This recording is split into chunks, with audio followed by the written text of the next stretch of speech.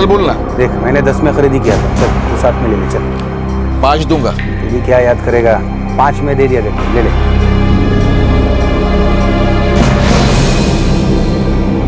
एक अच्छा सौदा, एक बढ़िया मोबाइल फोन। खरीदार ने इस मोबाइल फोन के कोई कागजात नहीं मांगे। बेचने वाले से ये बिल्कुल नहीं पूछा कि क्या ये मोबाइल फोन उसका है या किसी और का। एक बिना कागजात का सेकेंड हैंड मोबाइल फोन अगर किसी को 1/3 दाम पर मिल रहा है तो वो सौदा अपने आप में एक दस्तक है, एक वार्निंग है कि क्या ये मोबाइल फोन सही जगह से आया है या फिर जुर्म के दलदल से।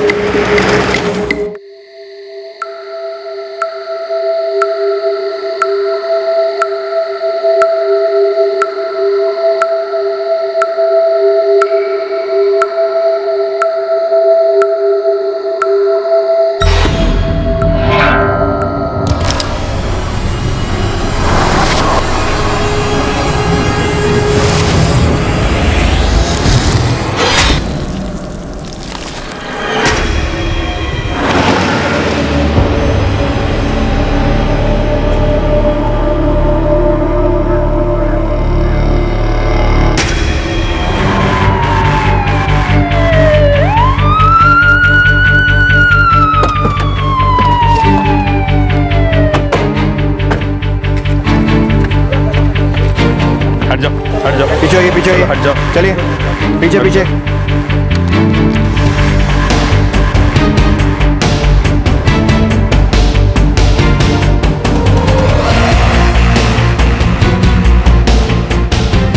नहीं सर, बॉडी पर कुछ नहीं, पहचान का एक भी सुराग नहीं। ठीक है, एक काम करो, बॉडी पोस्टमार्टम के लिए भेज दो। सर तुम यहाँ वहाँ सर्च करना, सब जगह देखना।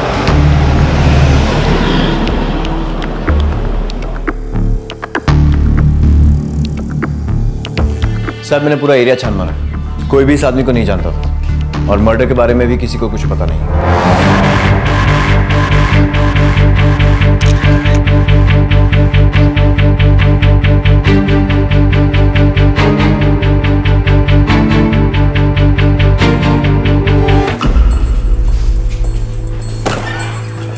एफआईआर दर्ज कर दिया साहब, लावारिस लाश। न्यूज़पेपर से कोई रिस्पॉन्स? नहीं साहब, कोई आगे नहीं आया। बोले पर इस आदमी के पीछे कोई ना कोई तो होगा जरूर। खूनी ने सबूत मिटा दिए तो उसे ऐसे लग रहा है कि जुर्म खत्म हो गया। उसने अपनी दुश्मनी निकाल दी तो उसे ऐसे लग रहा है कि दुश्मनी खत्म हो गई। वो गलत सोच रहे हैं। अब वो कानून का दुश्मन है और इस आदमी के परिवार का दुश्मन है जो इसके गायब होने पे परेशान होंगे। मोरे, हमें खूनी को ढूंढ निकालना है।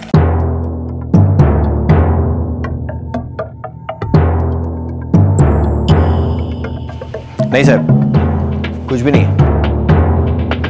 हत्या करने वालों ने पीड़ित की पहचान करवाने वाले हर सुराग को मिटाने की कोशिश की थी।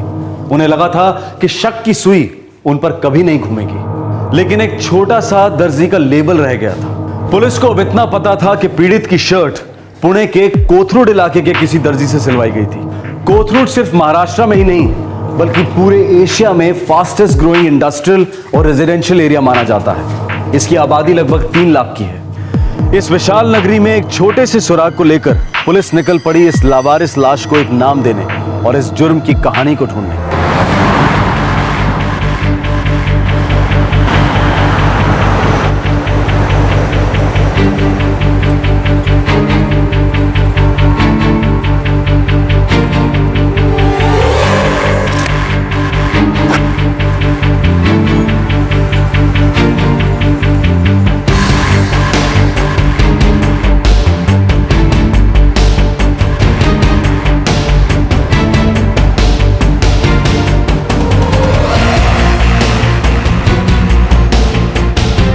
साहब कोथरूड के पूरे इलाके में हर दर्जी की दुकान को ट्रैक करने में न जाने कितने दिन जाएंगे, बहुत सारे आदमी भी लगेंगे। नहीं मोरे, 3-4 दर्जियों से काम चल जाएगा। इस कोथरूड के पूरे एरिया को पहचानो। 3 इलाके हैं, हायर क्लास, मिडिल क्लास और लोअर क्लास। इन सभी एरिया में से एक दो दर्जी की दुकानें ट्रैक करो और सभी को क्वेश्चनिंग के लिए बोलो। साहब लेबल पर कोथरूड के अलावा मोहन भी लिखा हुआ है। इसका मतलब या तो इस टेलर का नाम मोहन है या इसकी दुकान का नाम मोहन है। जिन दर्जियों का हम क्वेश्चनिंग के लिए बुलाएंगे उनमें से किसी ना किसी ने तो मोहन टेलर का नाम जरूर सुना होगा। एक चांस लेकर देखते हैं। ए लेबल तो बहुत सस्ता है साहब, कोई बड़ी दुकान नहीं होगी, शायद होगी भी नहीं, शायद कोई घर से काम करता रहेगा साहब। मोहन नाम के किसी टेलर को जानते हो? नहीं साहब।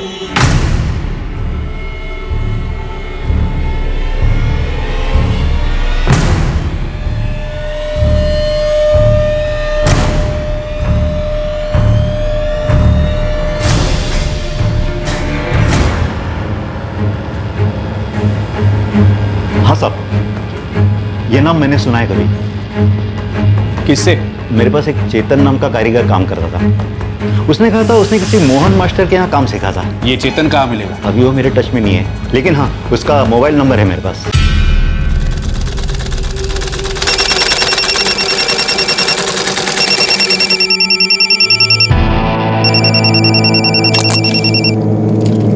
हाँ जी.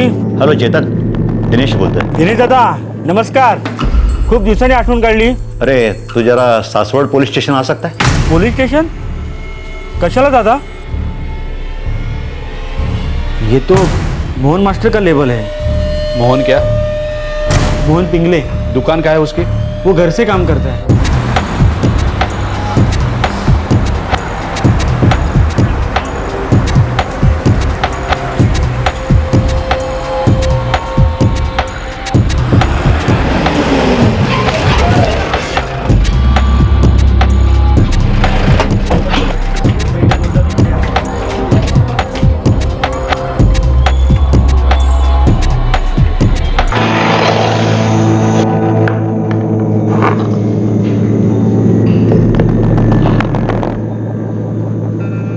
हाँ साहब, ये लेबल तो मेरा ही है। मतलब जाहिर है कि ये शर्ट आपने सी है। हाँ साहब। हम सिर्फ इतना जानना चाहते हैं, ये शर्ट है किसकी?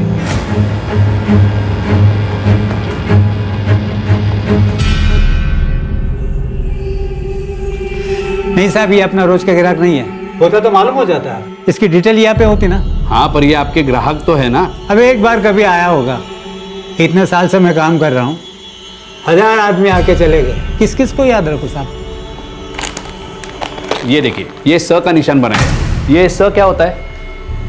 ये स आप ही ने बनाया है? साहब ये मेरा निशान नहीं है। तो फिर ये यहाँ क्या कर रहा है? ज्यादातर ऐसा निशान धोबी बनाते हैं।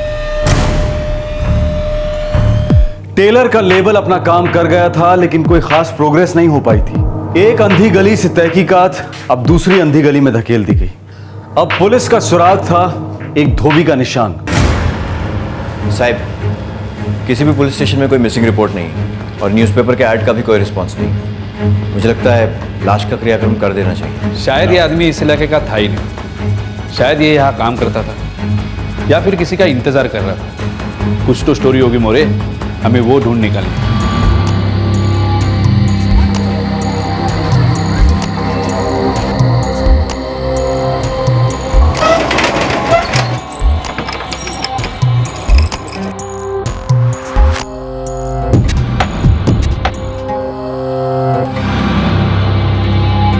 तुम्ही डायल केलेला नंबर सध्या स्विच ऑफ आहे.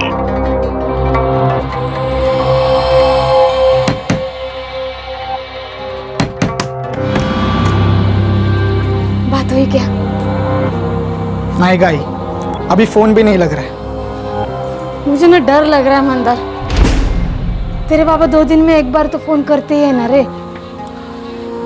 अरे दूर का भाड़ा मिला होगा आई. ऐक ऐक, कल पुन्हा जाके आना. ठीक आहे, जाऊन येतो.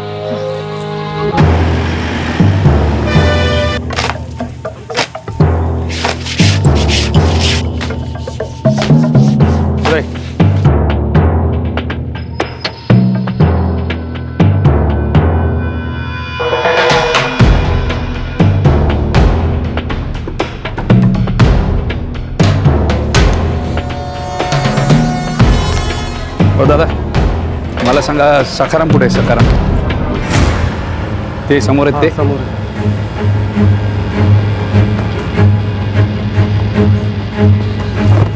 सखाराम? हाँ सर. सखाराम हो, इसको देखो. हो साहब, ये कपड़े हमारे इधर आते धोने के लिए। देखो सकारम, जिस आदमी के बदन पर यह कमीज थी ना, उसे मार दिया गया और हम उसकी पहचान करने में लगे। कुछ बता सकते हो? मैं कैसे बता पाऊंगा सब? फिर कौन बता पाएगा? श्याम तावड़े बता पाएगा सब। कौन श्याम तावड़े? उसकी छोटी सी लॉन्ड्री सब, उसके कपड़े यही आते धुलाई के लिए, उसी का ये स का निशान है। अच्छा, ये स का निशान सिर्फ श्याम तावड़े बनाता है या और कोई बनाता है? नहीं साहब, ऐसे छोटे मोटे लॉन्ड्री वाले सब बनाते हैं, लेकिन ये स का निशान सिर्फ श्याम तावड़े ही बनाता है। ये मैं पहचानता हूँ सब। कहाँ है उसकी लॉन्ड्री? भांडारकर रोड पे सब।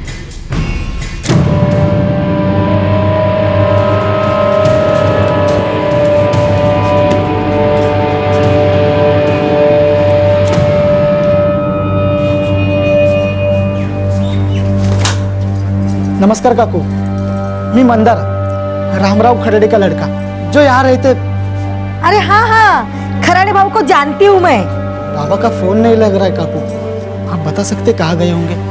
नहीं रे, अरे 2 दिन से मैंने भी देखा नहीं है उनको। कहीं पुणे के बाहर का भाड़ा लग गया होगा। आ जाएंगे, टेंशन नको घेऊस। आएंगे तो बताएंगे आप फोन करने को। हाँ, तू टेंशन घेऊ नकोस रे पोरा, येतील तुझे बाबा।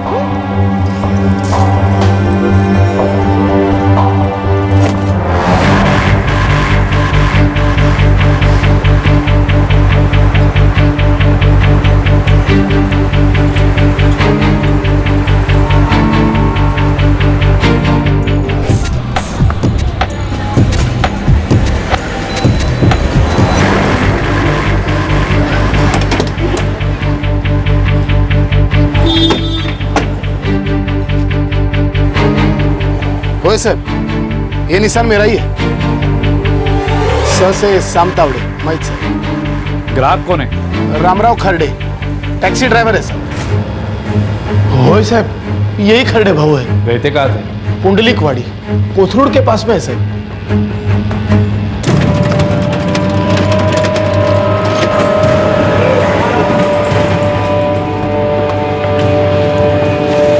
या सर।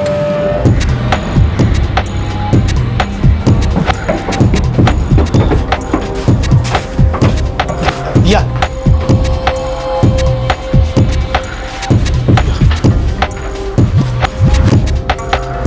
साहब, ये रहा उसका घर।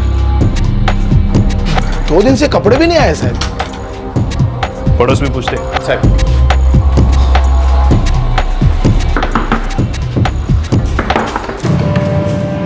अपन पुलिस, ये रामराव खरडे आपका पड़ोसी अकेला रहता है? हाँ, खोली भाड़े पे ले रखी है उन्होंने।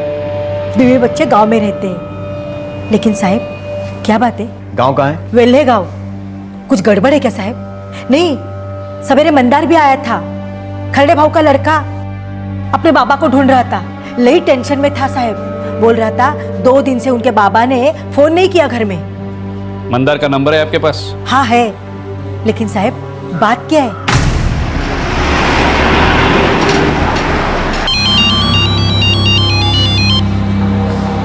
हेलो। हेलो, मंदार खरडे? हाँ बोलते हैं। हाँ, PSI मोरे बोल रहा हूँ, सासवड़ पुलिस स्टेशन से। सुनो, एक काम करो, तुम ताबड़तोड़ पुणे लौटाओ। क्यों सर, क्या बात है? वो तुम्हारे बाबा रामराव खरडे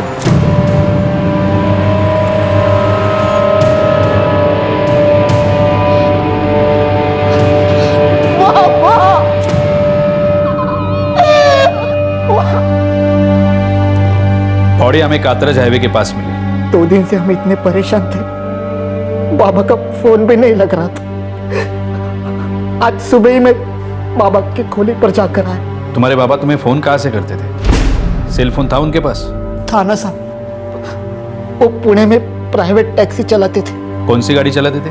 टाटा इंडिका।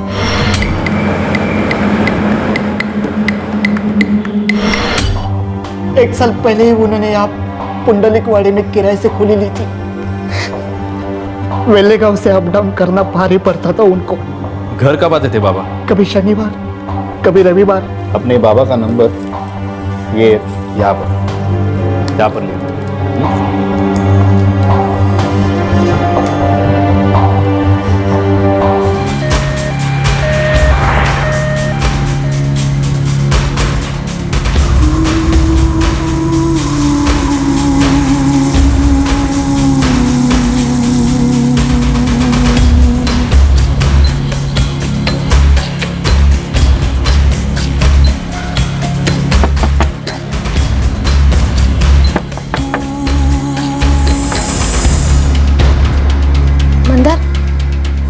बाबा से?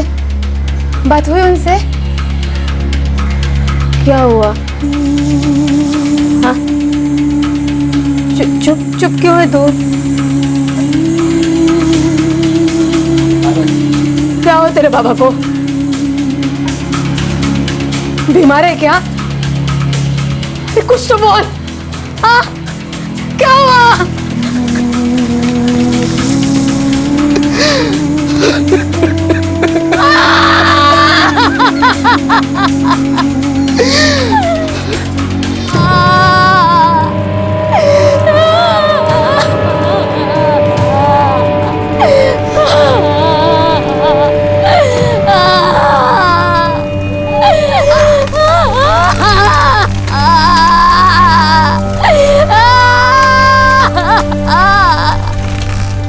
चार दिनों में पुणे पुलिस ने एक लावारिस लाश की आइडेंटिटी को ढूंढ निकाला, जो लगभग बिना किसी सुराग के पुणे के पास हाईवे पर पाई गई थी। पर इस बात की कोई खबर नहीं थी कि इस बुजुर्ग प्राइवेट टैक्सी ड्राइवर की हत्या क्यों हुई होगी और किसने की होगी।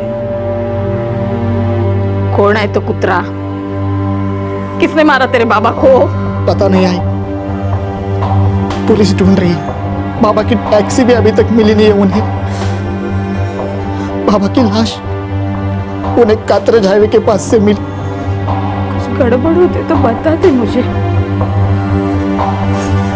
कुछ बताया नहीं, कुछ नहीं।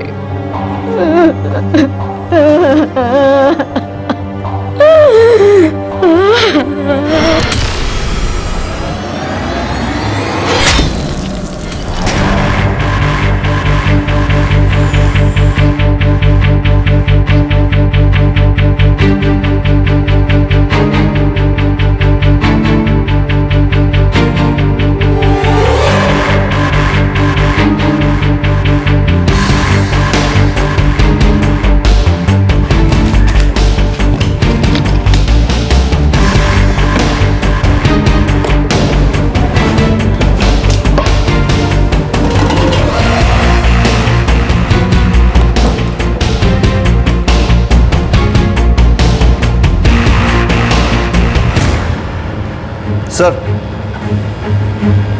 गाड़ी के रजिस्ट्रेशन की फोटोकॉपी। मोरे, जिसने मर्डर किया है रामराव खरडे की गाड़ी उसी के पास है, या फिर उसने भेज दी। एकदम सभ्य आदमी थे खरडे भाऊ, बस अपने काम से काम रखते थे। एक भाड़ा छोड़ा, दूसरा पकड़ा। सवेरे जल्दी जाते थे और रात को देर से वापस आते थे। साहब बिल्कुल देव मानुस था खरडे। कभी भी चौली में किसी को कुछ भी काम की जरूरत पड़ती ना साहब, तो सबसे आगे आता था खरडे भाऊ। कभी किसी से कोई लड़ा झगड़ा नहीं करता, कोई मशमश नहीं किसी से भी। देखो, बहुत बुरी तरह से मारा गया है तुम्हारे खरडे भाऊ को।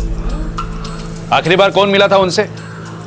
हाँ साहब, 24 मई की शाम को मैंने उन्हें देखा था। कुछ बात हुई? कुछ बताया कहाँ जा रहे? बात तो नहीं हुई साहब, लेकिन साहब वो अकेले नहीं थे, उनके साथ में कोई तो था।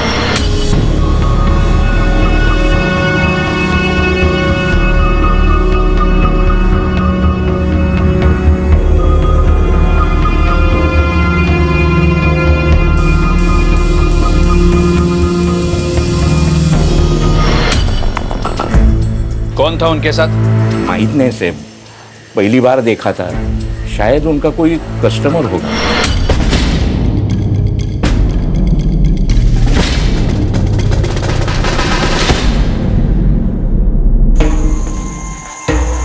कुठे चाललायस तू? काम पे। और मुझे कभी बताओगे क्या काम करते हो? मैं तेरे को कभी पूछता हूँ कि एक एक पैसे का हिसाब? हाँ, मैंने क्या आखिरी तारीख में तेरे हाथ में पैसे रख देता हूँ ना। नागेश, काफी नहीं है। मैं जानना ही चाहती हूँ तुम ऐसा क्या काम करते हो पुणे में जो पिछले 8 साल से तुम टाल रहे हो। तेरी वो हमेशा की सीढ़ी चालू मत कर, समझी ना? तुझे विश्वास नहीं होता तो मैं क्या करूँ? कई बार बोला तुझे, पूना में एस्टेट एजेंसी का काम करता हूँ मैं। ग्राहक है वहां पर, मिलने आना जाना पड़ता है, समझी? पक पक पक पक पक पक, फालतू नहीं हूँ मैं, समझी ना? नागेश, नागेश अंधी बहरी नहीं हूँ मैं, और गूंगी भी नहीं।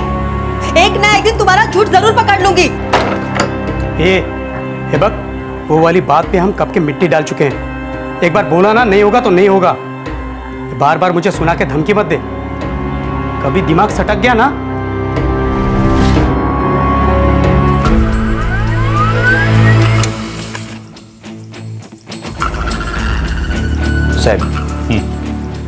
साहब रामराव खर्डे के फोन रिकॉर्ड्स में आखिरी के कुछ इनकमिंग पब्लिक टेलीफोन के हैं। और आउटगोइंग? खर्डे ने ज्यादातर कॉल घर पे ही किए थे और एक दो उसके रेगुलर कस्टमर्स के हैं। पब्लिक फोन से कॉल खूनी नहीं किए होंगे जानबूझकर, ताकि उसका सेल ट्रैक डाउन ना हो। पर साहब एक बात खटकती है, ये रामराव खर्डे का सेलफोन क्यों नहीं मिला?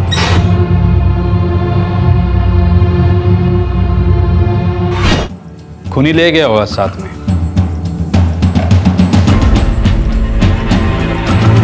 अपने पास रखा होगा या फिर बेचा होगा या फिर तोड़ फोड़ कर फेंक दिया होगा। फिर भी सर एक चांस है कि वो सेलफोन दोबारा यूज किया जाए। एक काम करो, रामराव खर्डे के फोन के डिटेल्स निकालो और फोन ट्रैकिंग पे डाल दो। साहब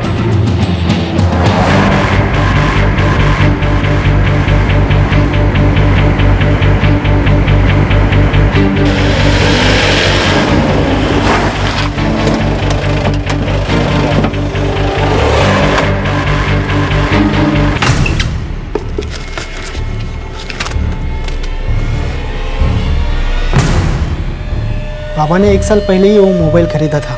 मुझे नहीं लगता उसके कागजात यहाँ घर पे होंगे। उनकी पुणे की खोली में भी नहीं थे। कहीं तो होने चाहिए, नहीं? सर यहाँ है। यही है। थैंक यू, इससे बड़ी हेल्प होगी।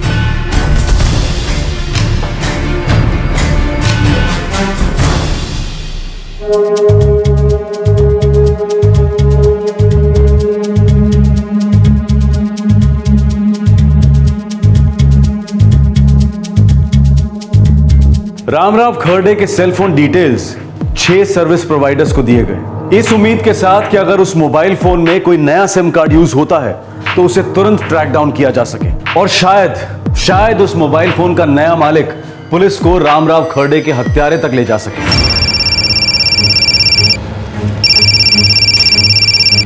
पीआई बाग सासवड़ पुलिस स्टेशन। सर मैं डाटा प्रोटोन से रश्मि बोल रही हूँ। आपने एक इंस्ट्रूमेंट ट्रैकिंग पर डालने की रिक्वेस्ट की थी। करेक्ट। सर वो सेल फोन हमारे एक सिम कार्ड के साथ 26 मई को एक्टिवेट हुआ है।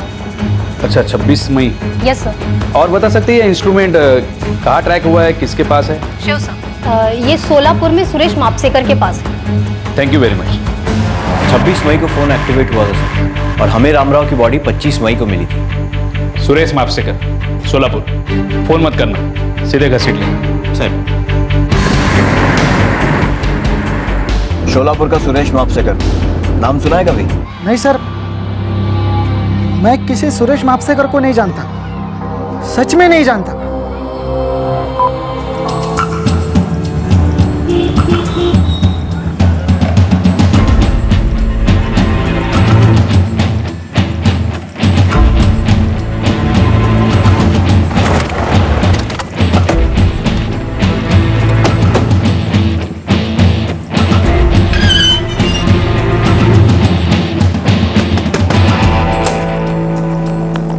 सुरेश मापसेकर? मैं हूँ साहब। तुम्हारा मोबाइल फोन कहाँ है? क्यों साहब?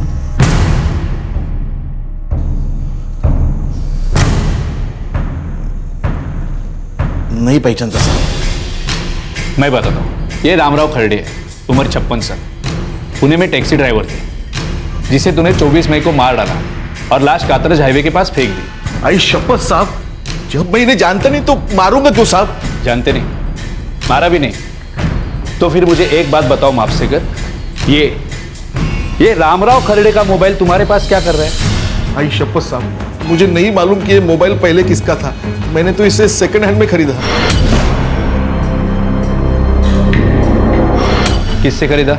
एक प्रताप कामले है। कौन प्रताप कामले? मेरे घर के पास ही रहता है, थोड़ी जान पहचान है बस, सब और कुछ नहीं।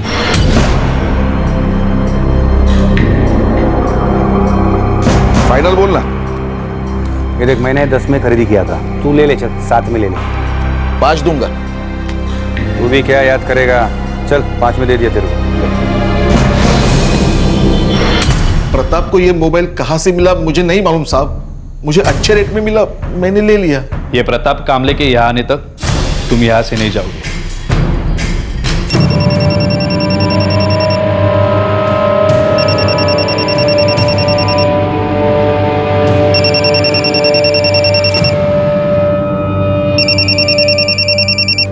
हेलो प्रताप कांबळे।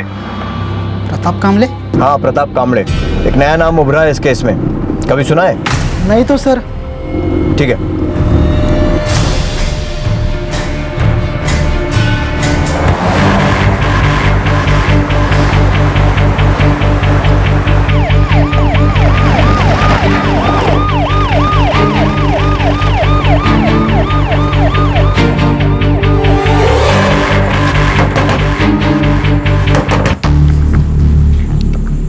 प्रताप कांबळे। आओ पुलिस।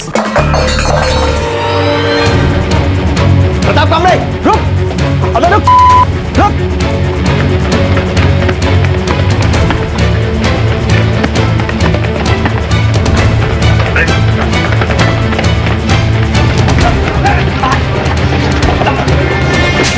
मैंने कितने किया था? मैं बताता हूँ, मैंने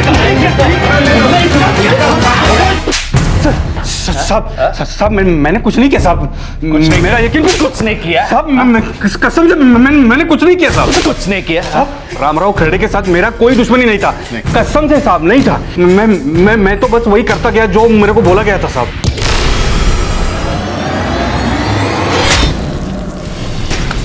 प्रताप कांबळे, मुझे बता, रामराव खरड़े की सुपारी तुझे किसने दी? बता।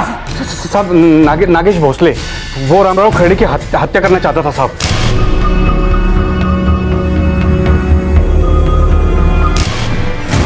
कौन नागेश भोसले? साहब वो भी सोलापुर में रहता है, वो काम पुणे में करता है। क्या काम करता है? वो क्या काम करता है? सब वो सब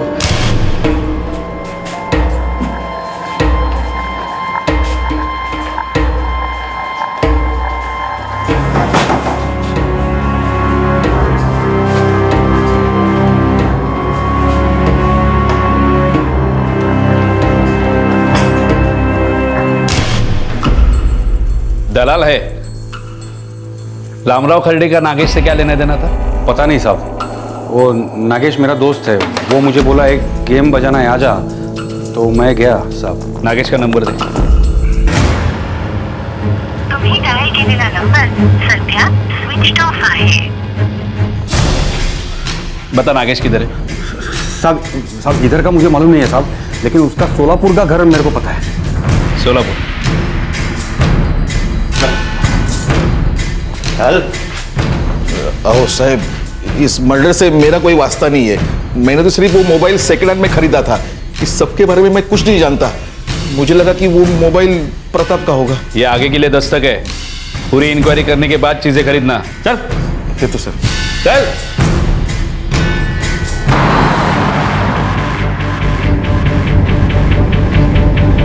नागेश भोसले, हाँ ये भी शोलापुर से है। नहीं सर, मैंने ये नाम पहले कभी नहीं सुना। और ये ऐसे अजीब अजीब नाम कहाँ से और क्यों आ रही है बाबा के केस में? तेरे बाबा खाली टैक्सी चलाते थे या किसी लफड़ेबाजी में भी थे? लफड़ेबाजी? क्या मतलब साहब? ये नागेश भोसले दलाल है लड़कियों का। ऐसा मैं कब बोलूं साहब? मेरे पिताजी बहुत भले इंसान थे, वो ऐसे किसी काम में शामिल नहीं हो सकते। नहीं साहब। ये नागेश भोसले का नंबर ट्रैकिंग पे डाल दो। हो साहब। मैं कब से सोच रहा हूँ कि एक कॉल गर्ल दलाल और इस सीधे साधे टैक्सी ड्राइवर के बीच में क्या कनेक्शन है। साहब चाल में खरड़े के बारे में सब लोग अच्छा ही बोल रहे थे, ना किसी ने कुछ अजीब देखा और ना कुछ अजीब सुना। हाँ, पर इसका मतलब ये तो नहीं ना मोरे कि कुछ अजीब हो ही नहीं रहा था।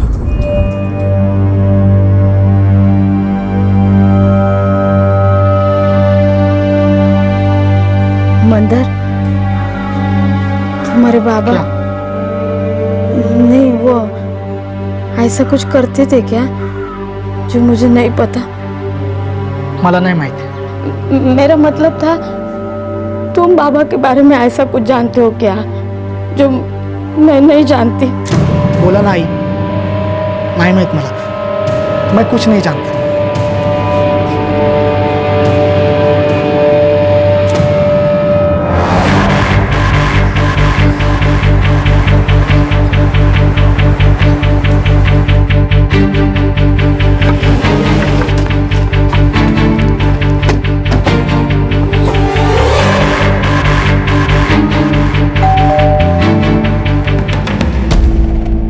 मला खरंच नाही माहिती आहे सर, मेरे पति पूना में ही है, यहाँ नहीं है। पूना में कहा?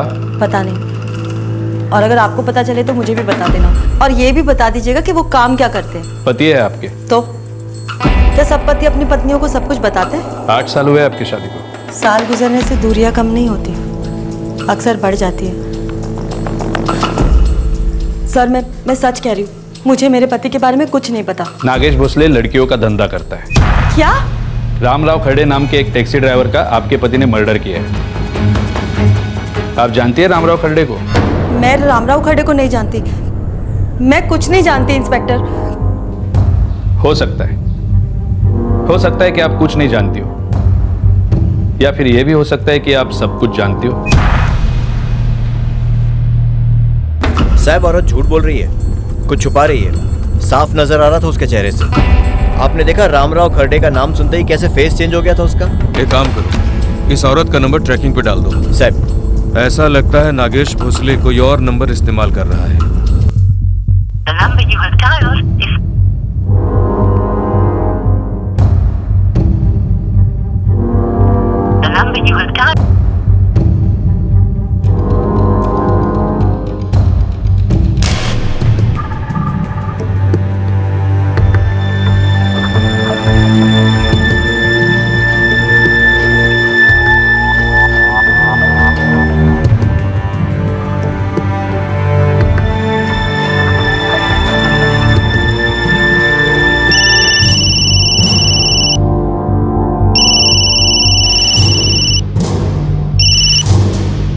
हेलो, रामराव खड़े?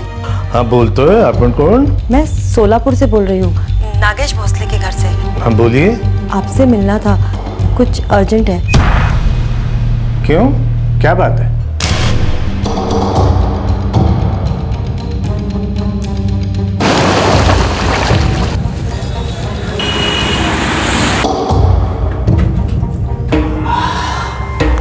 मत जाओ ना। धंधे का टाइम है, क्लाइंट लोग के फोन पे फोन आ रहे हैं, नया दिखाओ नया दिखाओ। ये सारे मर्दों को बस एक ही चीज के बारे में इंटरेस्ट रहता है, नहीं? अरे वो लोग ऐसा सोचते हैं, इसी के लिए तो अपना धंधा चलता है। हाँ मेरी जलेबी, चल चलने दे मुझे, लेट हो गया है। मैं भी साथ चलूं? हाँ मैं भी साथ चलूं? तू क्या करेगी आके? एक तो धंधे की लगी पड़ी है और ऊपर से तेरा टेंशन। चल बैठी रहे चुपचाप, फोन पे टच पे रहना। नहीं मालूम साहब, नहीं मालूम। दिमाग पर जोर दे प्रताप, वरना हम कहीं और जोर लगाएंगे। खरंच हो, नहीं मालूम। वो नागेश पूना और मुंबई दोनों जगह काम करता है, लेकिन अभी इस वक्त वो कहाँ है मुझे नहीं मालूम साहब। रामराव खड़े की प्राइवेट टैक्सी थी, वो कहाँ है? नागेश ने राजू को बोला था कार ठिकाने लगाने को। राजू? वो पूना का ही है, भवानीपेट में रहता है।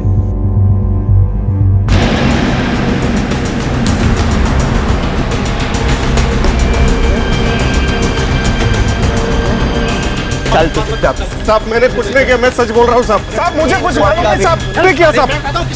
साहब कुछ नहीं किया मैंने साहब। गाड़ी छोड़कर कहाँ भाग गया था?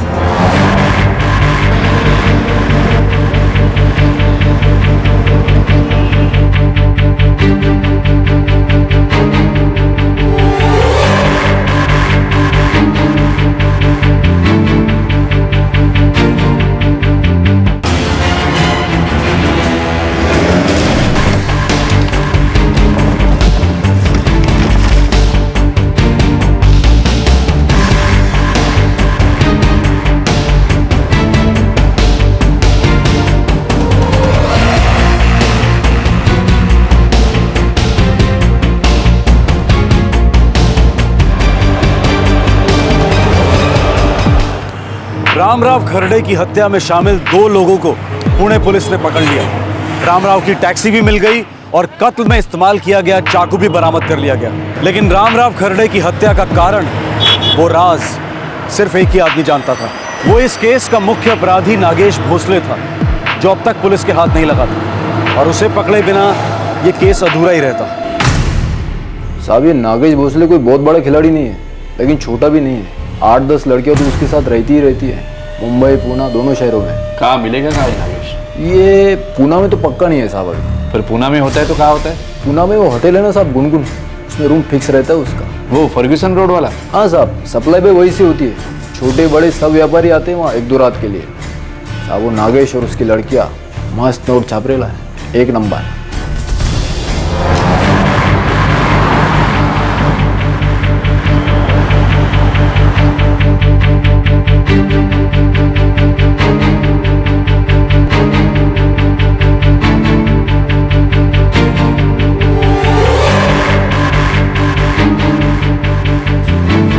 Welcome sir, how can I help you? देखिए, आपको किसी ने गलत खबर दी है। हमारे यहाँ ये सब नहीं होता। पक्का आपको गलत टिप मिली है। देख भाई मैनेजर, अगर तूने हमें नागेश भोसले नहीं दिया तो एक बात तो पक्की है, ये तेरा होटल कबाड़ खाना बन जाएगा और तुझे हम नागेश भोसले बनाकर किसी अंधी गली में ठोक देंगे। मंजूर है? वो नागेश? वो नागेश क्या? वो यहाँ आने वाला है। कब?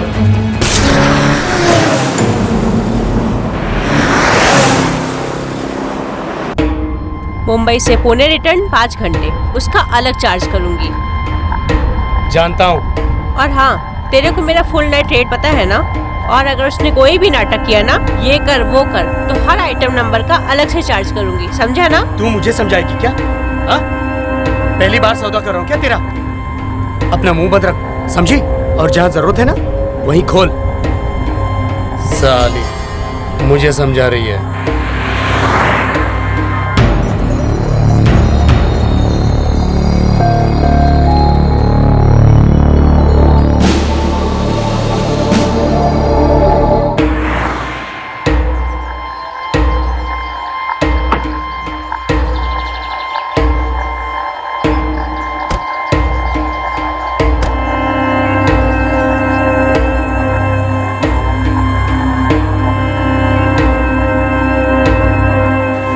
Excuse me, 405। जी सर।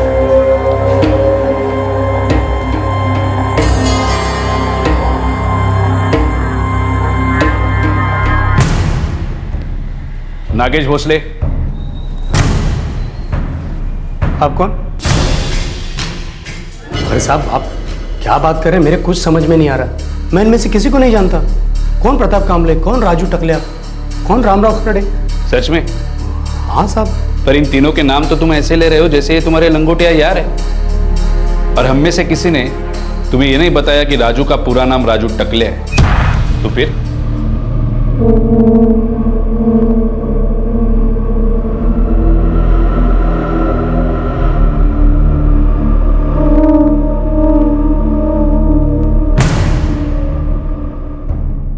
रेडी है तो बोल, या और जिलेबियाँ खाएगा? नहीं साहब, वो रामराव कर ले आगे। वो मेरी लाइफ की वाट लगा रहा था। कनेक्शन क्या था तुम दोनों के बीच? हा? वो रात मैं आपकी लाइफ नहीं भूलूंगा साहब।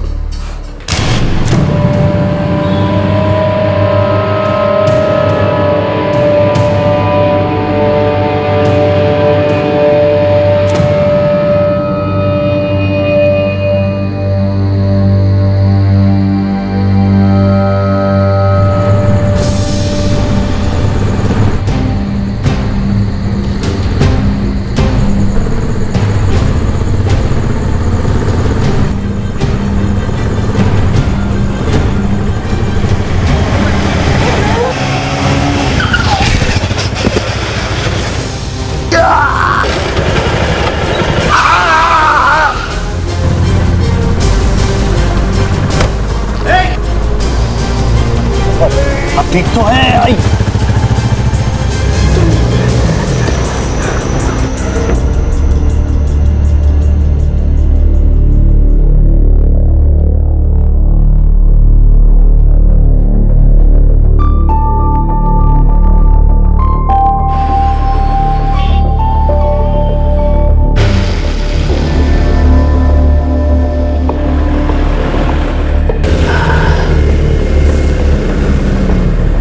हाँ बस यही रहता हूँ मैं।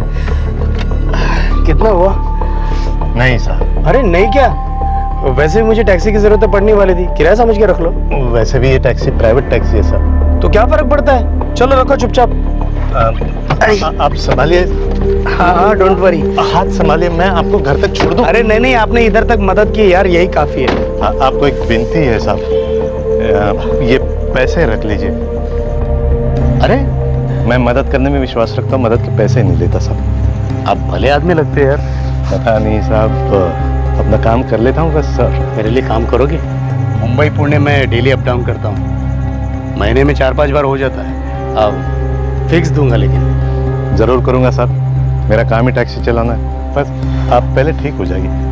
नागेश भोसले, रामराव करडे साहब। एक रात ने 2 अजनबियों को इंसानियत और मदद की डोर से बांध दिया। रामराव ने घायल नागेश को सही सलामत घर पहुंचाया और नागेश ने उसे रेगुलर काम दिया, जिसके रामराव को अच्छे पैसे मिलते थे। फर्स्ट क्लास दोस्ती की स्टोरी में ये खून खराबा क्यों हुआ नागेश?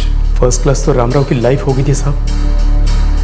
मैं उसे हर दूसरे दिन मुंबई पुणे का अप डाउन भाड़ा दे रहा था,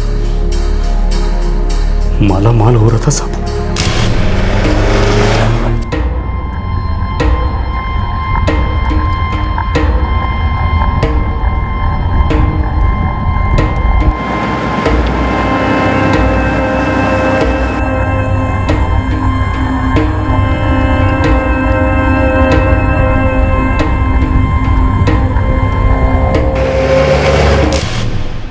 तो हुआ क्या? उसे तुम्हारे गैर कानूनी धंधे के बारे में पता चला और वो तुम्हें ब्लैकमेल करने लगा, राइट? नहीं, वो मेरी लाइफ की वाट लगा रहा था। वो कैसे?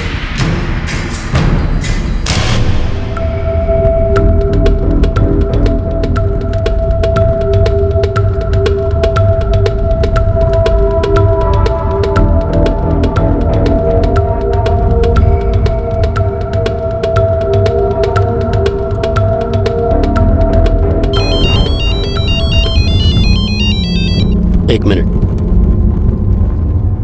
हेलो, कुठे आहेस तू? मुंबई में हूँ, काम पर। थोड़ी देर में करूँ? 2 हफ्ते से मुंह नहीं दिखाया, जब भी फोन करती हूँ फोन स्विच ऑफ आता है। ऐसा क्या काम कर रहे हो मुंबई में? लौट के बताता हूँ, आज रात की ट्रेन है। नहीं, मुझे अभी बताओ, ऐसा क्या काम कर रहे हो मुंबई में, वो भी पूरे 2 हफ्ते से? अरे मैं काम के बीच में हूँ। किस काम के बीच में हो? बोला ना, आके बताता हूँ। अच्छा, मतलब तब तक कोई और झूठ सोच लोगे, है ना? रामराव, पुणे। हाँ साहब, मैं भी पुणे चलूंगी। चलो। कौन सा वाला अच्छा है?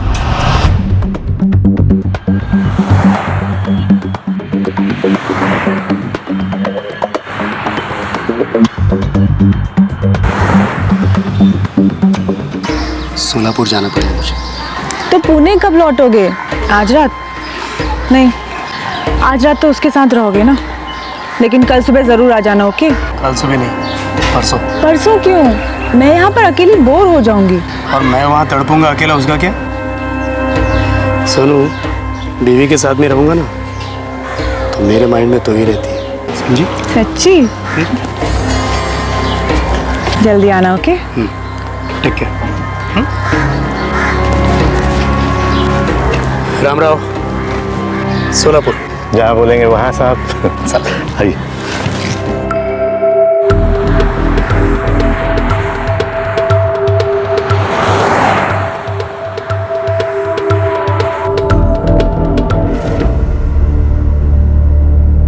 ओके रामराव, चला।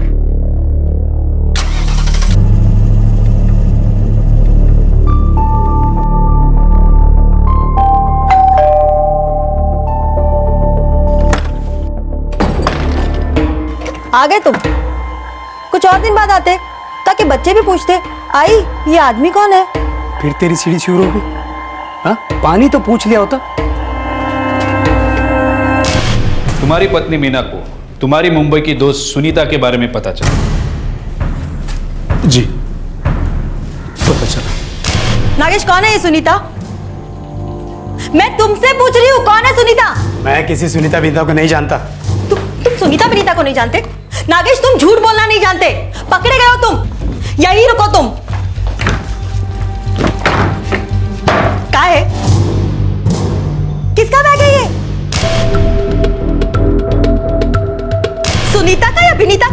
और ये नागेश, हाँ किसका फोटो है ये?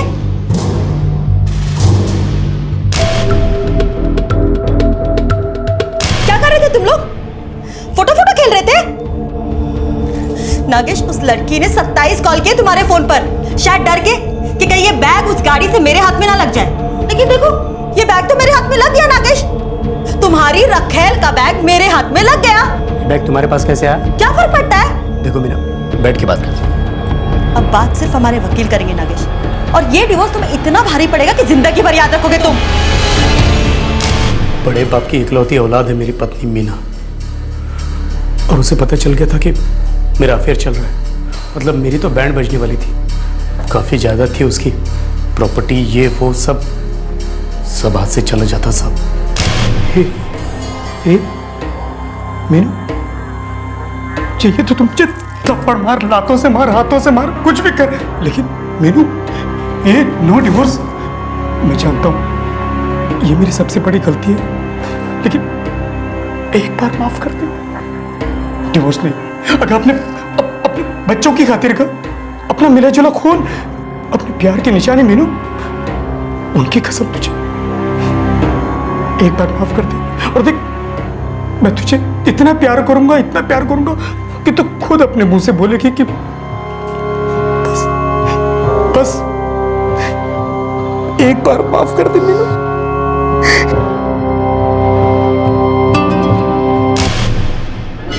मीना के पैरों पे गिड़गिड़ाकर मैंने अपनी शादी टूटने से बचाए थे सब, लेकिन ये खतरा हमेशा रहता था कि वो मुझे छोड़ के चली जाएगी। वो छोटी छोटी बात पर, पुरानी बात को खो रहती थी। मतलब मान लो कि एक तरीके से मेरा ब्लैकमेल चल रहा था। रामराव खर्डे को इस सब के बारे में मालूम था? बिल्कुल मालूम था साहब, उसी की वजह से तो मुझे अपनी बीवी के सामने रेंगना पड़ा था। चुगलीखोर कहीं का। तुम्हारे कहने का मतलब ये है कि रामराव खर्डे ने तुम्हारी पत्नी मीना को तुम्हारे अफेयर के बारे में बताया? और कोई हो ही नहीं सकता साहब, वही होगा। नागेश भोसले ने यह अनुमान लगा लिया था कि रामराव खर्डे ने मीना के सामने उसके अफेयर का भांडा फोड़ दिया था, लेकिन यह सच से कोसों दूर था। मीना जी, आपके पति के अफेयर के बारे में आपको रामराव खर्डे ने बताया? बिल्कुल नहीं, वो तो सुनीता को ही नागेश की पत्नी मानते थे, वो मुझे जानते तक नहीं थे। वो बस एक बार सुनीता का बैग लौटाने घर आए थे। ओके रामराव, चला।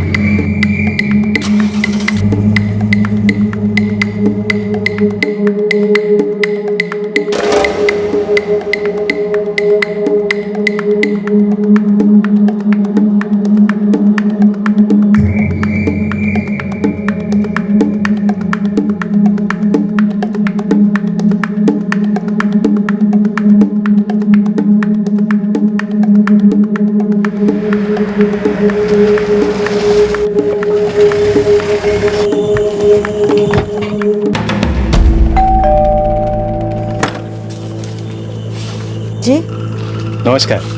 नमस्ते। मैं नागेश जी का ड्राइवर रामराव खर्डे। वो उनकी मिसेस गाड़ी में बैग भूल गई मैडम।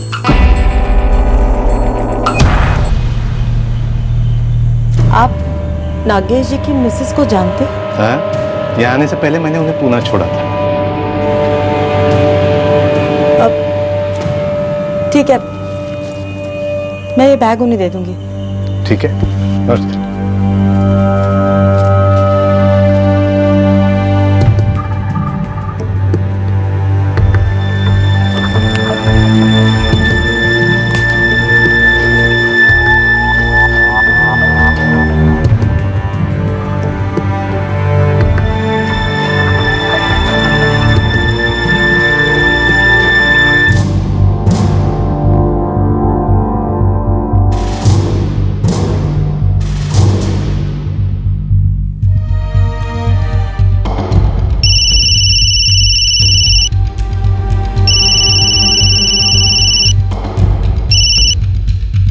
हेलो, रामराव खर्डे? हाँ बोलते हो, अपन कौन? मैं सोलापुर से बोल रही हूँ, नागेश भोसले के घर से। हाँ बोलिए। आपसे मिलना था, कुछ अर्जेंट है। क्यों, क्या बात है? बस यूं ही, लेकिन आप ये बात नागेश को मत बताइएगा। मैं मैंने रामराव को फोन किया था। इस सुनीता के बारे में जानकारी निकालने के लिए। ये सब आप मुझे क्यों पूछ रही है मैम साहब? बस यूं ही जानना था। देखिए मैम साहब, नागेश जी ने एक बार मुझे उनकी पत्नी सुनीता जी से मुलाकात करवाई थी। वो मुंबई में रहती हैं और मैं नागेश जी को हर तीसरे दिन पुणे से मुंबई ले जाता हूँ। अच्छा, तो नागेश जी की पत्नी सुनीता जी मुंबई में रहती है। एक बात बताइए खरडे भाऊ, ये नागेश जी पुणे में करते क्या है और मुंबई में सुनीता जी को ही मिलने जाते हैं या कोई और काम भी है वहाँ पर उनका? पता नहीं मैम साहब, मैं ड्राइवर हूँ, गाड़ी चलाता हूँ साहब की। लेकिन आप बताती क्यों नहीं है कि आप उनकी कौन लगती है और ये सब मुझे क्यों पूछ रही है? मैं उनकी एक रिश्तेदार हूँ और ये सब नागेश को बताने की जरूरत नहीं है, ठीक है? क्या मैम साहब? यही कि आप बैग लौटाने आए थे और मैं आपसे मिली, सुनीता के बारे में पूछा, बस यही सब, ठीक है?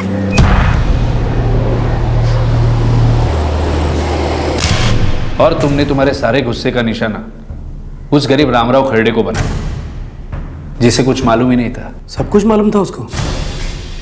आग लगा दी थी उसने मेरे लाइफ में।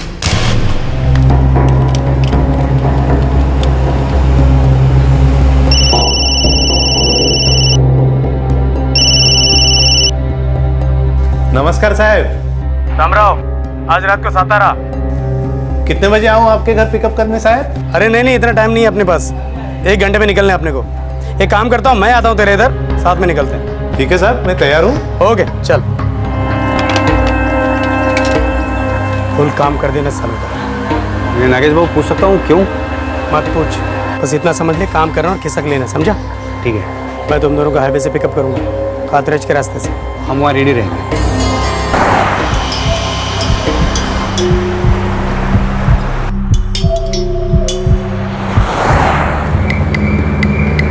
क्या बात है साहब, आज कुछ मूड नहीं लग रहा आपका? अरे नहीं, रामराव जरा आगे लेफ्ट में रोक देना, मेरे 2 बंदे आ रहे हैं। जी साहब।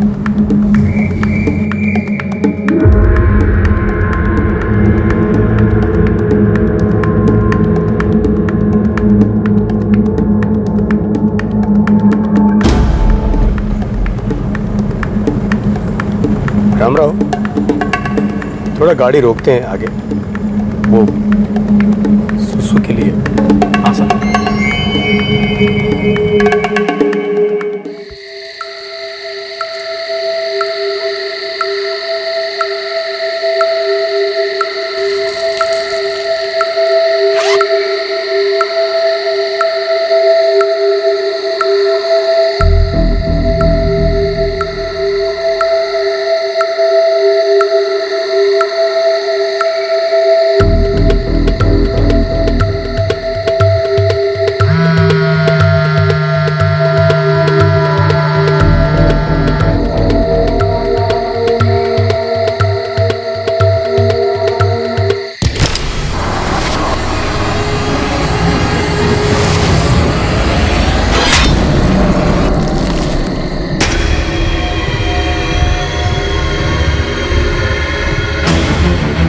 तुम्हारे लाइफ की वाट तुमने और सिर्फ तुमने लगाई है नागेश भोसले, और उन दोनों की भी।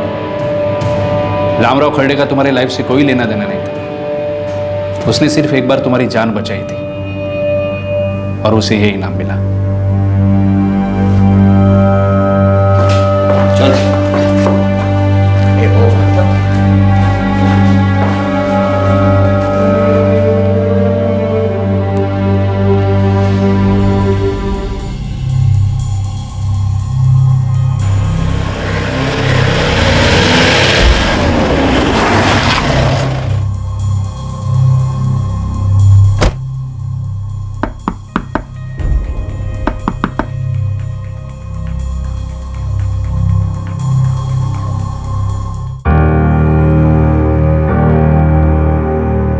सभी खूनी पकड़े गए।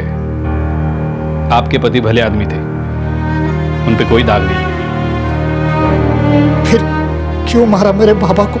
नागेश भोसले का शक, उसका डर और उसके गीट ने तुम्हारे बाबा की बलि ली मंदार।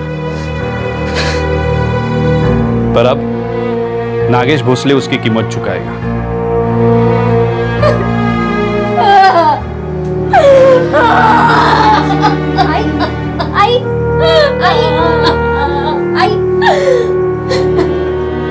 रामराव खरडे को इस बात की भनक तक नहीं थी कि जिस महिला से नागेश मुंबई में मिलता था वो उसकी पत्नी नहीं है। एक अच्छे और सच्चे ड्राइवर की तरह वो अपनी मेम साहब का बैग नागेश को लौटाने गया, उसी बड़े दिल के साथ जैसे उसने नागेश की पहली बार मदद की थी जब नागेश एक्सीडेंट के बाद घायल हुआ था। नागेश भोसले ने इस भले आदमी को सिर्फ इसलिए मार दिया क्योंकि उसे डर था कि उसकी सारी पोल खुल जाएगी, उसकी असलियत सबके सामने आ जाएगी।